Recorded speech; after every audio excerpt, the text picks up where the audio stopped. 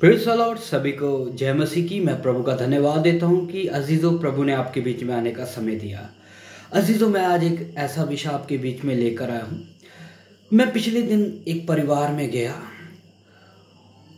और ये मैं आपको किसी की कही सुनी बातें नहीं सुना रहा।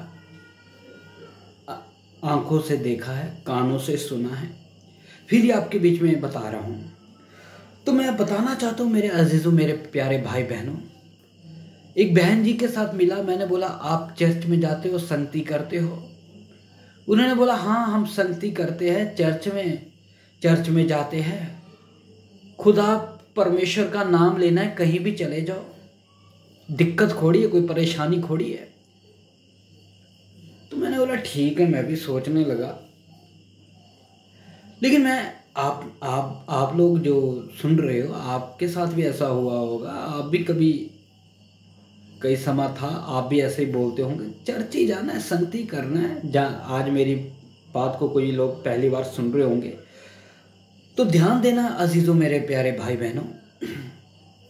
देखिए, चर्च में जाना है, अच्छी बात है, आराधना करना है, संगति करना है, प्रभु के साथ समय बिताना, वो अच्छी बात है। तो मैं आज आपके बीच में कुछ बात बताना चाहता हूं। कुछ लोगों की यही सोच है, चर्च ही जाना है, संगति करना है, कहीं भी चर्च में चले जाओ, कहीं भी घुस जाओ। लेकिन मेरे अजीजों, आपके घर में दूध आता है। फॉर एग्जाम्पल, मैं उदाहरण के तौर पे आपको बता रहा हूं। आपके घरों में दूध आता है, जहां आप दूध लेने के लिए जाते हो। एक दुकान आपके घर के पास है, एक दुकान 2 किलोमीटर दूर पर है।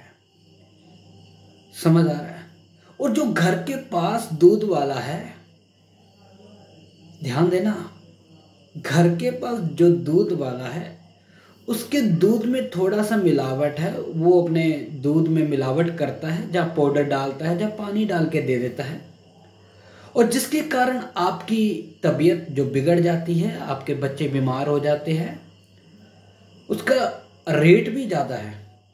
उसी मुताबिक एक 2 किलोमीटर या 1.5 किलोमीटर की दूरी पर जो दूध लगाकर बैठा है, उसका दूध अच्छा है, वो मिलावट नहीं करता। और मैं बताना चाहता हूं अजीजों, इन दोनों में से आप दूध किसके पास लेने जाएंगे? जो मिलावट करता है या जो सही दूध देता है? रेट दोनों का क्या है? सेम है। रेट दोनों का क्या है? सेम है। लेकिन मेरा सवाल है, आप किसके पास जाएंगे? एक घर के पास बैठा है, एक थोड़ा 2 किलोमीटर दूरी पर बैठा है। तो मैं आपको बताना चाहता हूं अजीजों, आप तो दूर वाले के पास जाएंगे, क्योंकि कोई दिक्कत नहीं, दूध तो अच्छा है ना, चाय तो अच्छी बनती है, हमारे बच्चों की तबीयत तो ठीक रहती है, सेहत तो बनती है। ठीक है, उसी मुताबिक है परमेश्वर का पवित्र वचन। उसी तरह परमेश्वर का वचन जो एक व्यक्ति को आत्मिक तौर पर क्या करता है? मजबूत बनाता है, जो एक विश्वासी को बल देता है। इसलिए दाऊद बोलता है, परमेश्वर तेरा वचन मेरे पांव के लिए क्या है? समझ आ रहा है? इसलिए मेरे भाई बहन, मेरे अजीजों, आप ऐसा नहीं है आप कहीं भी चर्च घुस जाओ। आप बोलोगे बस लेना तो परमेश्वर का नाम है, पर फायदा क्या है अगर वहां से आपको आत्मिक खुराक ना मिले, आत्मिक भोजन ना मिले, जिसके द्वारा आपका भीतरी मनुष्यत्व ताकतवर हो सके? फायदा क्या है? उसी मुताबिक मेरे अजीजों, आप चर्च में जाते हो, लेकिन मेरा एक सवाल है, आपको वहां से परमेश्वर का वचन मिलना है, आत्मिक भोजन मिलना है। नहीं तो आप वहां पर चर्च में जाओगे, वहां बैठ के आ जाओगे, कुछ पल्ले भी, कुछ समझ में भी नहीं पड़ेगा।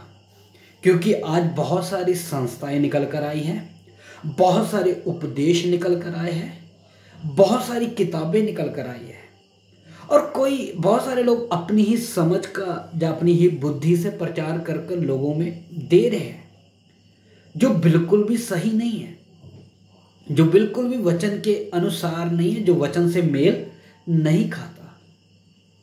तो इसलिए आप थोड़ा सतर्क रहे, सावधान रहे कि आप कहाँ जा रहे हैं। आप ये मत बोलिए कि हाँ मैंने परमेश्वर का नाम लेना है, मैं कहीं भी चला जाऊं। नहीं, ऐसे बात बनने वाली नहीं है। आज उसी तरह पौलुस लिख कर गया है कि मेरे जाने के बाद, पौलुस क्या बोलता है, मेरे जाने के बाद कई भेड़िए आएंगे जो कलीसिया में घुसेंगे और मेरी भेड़ों को फाड़ खाएंगे। आज कलीसिया में बहुत सारे सेवक, कई विश्वासी भाई बहनों को लूट रहे हैं। उनका दान, उनका दसवंत, इन चीजों में लूट रहे हैं और उन्हें वचन नहीं दिया जाता। बस उनको बोला जाता है तेरी ये जिम्मेदारी है, तूने ये करना है, तूने ये लेकर आना है।